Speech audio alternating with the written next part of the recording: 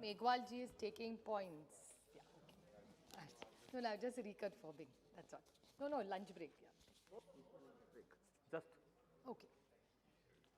Sir, I stand here on behalf of the NCP to speak on the Finance Bill 2021. I would like to go back to a very important and relevant point made by my earlier colleague, Sri Ritesh Pandey. He made two very, very important points, which I think this House needs to discuss. One is about disinvestment and privatizations. We are, let me put it on record, we are not against disinvestment and privatizations. I like to put it on as, go back in history, that the first time in 1991, when the economy was opened up, it was the Honorable then Finance Minister, Shri Manmohan Singh ji, who actually opened the economy, and the process of disinvestment started. And it continued when he was the Prime Minister.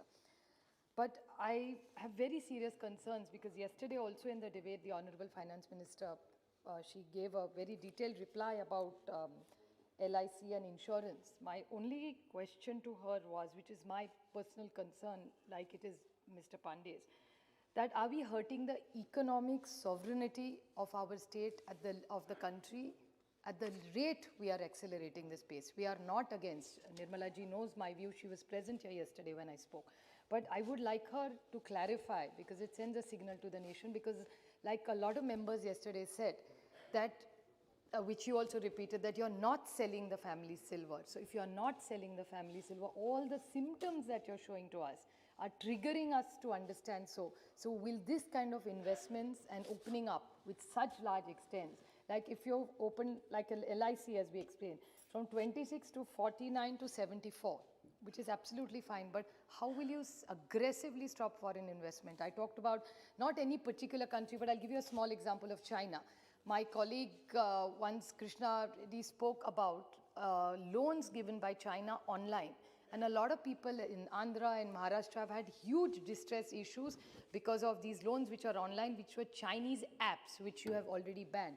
Now, if the Chinese app gives a certain kind of effects on our economy, will this kind of economic sovereignty be maintained if we start disinvesting at such large extents, about 74%? So if you could kindly throw some light in it, because it is very worrisome. And I think Honorable Shri Midun Reddy also asked a question that profitable entities are being sold. So why are we selling profitable entities is my first question in this bill. While everybody, he even talked about petrol and diesel, and I think that cess which you talked about, and I would like to quote you, because I think you clarified in your reply then that the fund agri infra, government will impose a cess. Now, as Ritesh Pandeyji said, I won't take the time of this House, but I would like the Honorable Finance Minister to clarify, because she, in a reply in a later press conference after the budget, said the consequent of imposition of agriculture, infrastructure and development trust on petrol and diesel, basic excise duty and special addition excise duty rates have been reduced, so that overall consumer does not bear the additional burden. But that is not the case, unfortunately. I'll give you a small breakup of what Delhi, now Delhi is 86.30, now the center out of which is getting 32.98 plus VAT, and the state is getting 19.92. So if you could kindly explain to the House as how you are justifying. I mean, I understand that you have reduced some, but it's the consumer is not benefiting out of it. So what is the solution to reduce it? And the Honorable MOS the other day in question hour said that the states should help reduce the cost. Now, states are already under, I mean, state after state, Bihar, be it Andhra Pradesh, every member from every state is talking about how badly due to the pandemic the states are doing economically. So how can we help the state? It's almost impossible. So if you could kindly elaborate on this particular topic.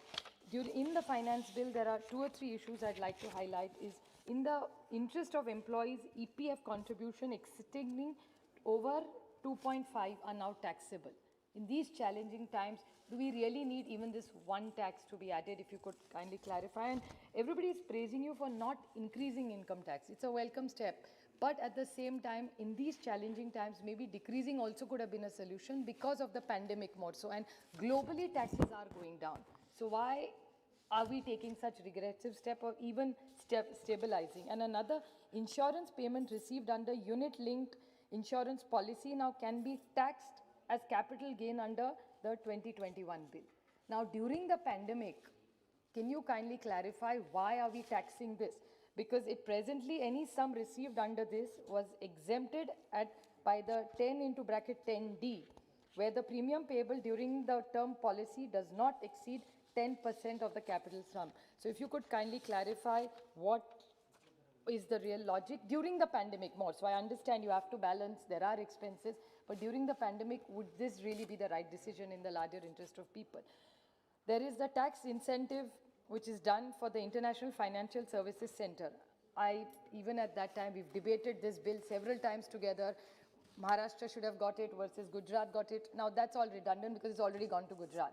But we would like, because the report that time said that this would generate 10 lakh jobs, which we've not been unfortunately successful in. And year after year, I'm not objecting to giving you, but I don't want it to become a tax haven. I think even in that debate, we had all discussed this. And so I think this really needs to be looked in, that is this location of Gandhinagar in a long term going to be beneficial to have this institute there, or do we really need to move it? There's another very important intervention, which I think Nageshwar Rao ji talked about cotton, but I would like to sort of put a different point, because the other day the textile minister, when Mehtab ji asked a question during question hour, spoke about it. It's a very important point that cotton and cotton waste, now you have increased the duty of 5%, custom duty and another 5% because of the agriculture infrastructure development cess on cotton. Now the cotton industry has import extra, it has to because of long staple cotton, now, which is not available in India. It's not that we are helping our people. So what is the logic of doing this? Because it's actually hurting. Our textile industry creates thousands and thousands of jobs, and more so women. He asked for a textile park. I have a textile park in my own constituency where there are hundreds and thousands, actually 7,500 women who work there, which is under distress because of this. And I'd specifically like to, with your permission, read out that the extra long staple cotton in which India has a clear production deficit are largely imported from Egypt and US and are used for manufacturing bed sheets, fine shirts, several products which are available. And what happens is the country is already flooded with cheaper import of ready-made garments from SAFTA countries. And if this import duty comes in, how is the Indian producer? And I think they've all written to you, so I would request you to kindly relook and rethink of this particular tax. Tax devolution, which stands unchanged, but I remember in the last, when I spoke on the budget, you were very kind enough to take note of it, that during the 15th Finance Commission, Modernization Fund for Defense and Internal Security, by garnering resources from the Consolidated Fund of India. Last time I had requested you and you had assured me that you will explain to us at larger length. So maybe today is the opportunity. Because of the 15th Finance Commission, as you're aware, that 1% you very clearly explained has gone to us, is 41 now because of Jammu Kashmir. But now with this defense clause coming in, I think most states are under concern that will this be taken from our kitty? So if the states which are already under so much pressure, if we have to pay for the defense, which is completely the job of the central government, we will be under a lot of duress. So I think this is something we really need to, get a clarification on as a state. Another thing is, during demonetization, the whole idea of demonetization, which the government said, was to reduce cash inflows. So we don't need that much money to be printed because everything is going to become online. Now, my question is, because this has come into the media, so if you could kindly clarify that 9 lakh crore was cash in circulation. Now, 29 lakh crores now is in circulation, and only in the last 9 months, 3 lakh crore was printed. I'm not against, I understand, I'm not an economist, but I understand a little bit of it, which explains that since you're under such pressure, you have to print money. But by printing 3 lakh crores, when the government keeps saying that you want to reduce CIC, is really this the right decision at such times? Won't it increase inflation? And which is going to hurt people and the common man in this time of the year. The other thing is the cess. Now, so many cesses, CAG has already said that 2.18 lakhs of cess is collected, which is not shared by the states. So what is, be it Swachh Bharat cess, the road cess, clean energy cess, now these all go into the consolidated fund and there's no accountability for it. So could you kindly clarify what the CAG has said? And lastly, I'll just make one small point, because of, everybody's talked about their states, that our state, you owe 28,000 crores right now on GST. So I appeal to you that if you could kindly give this money as soon as possible.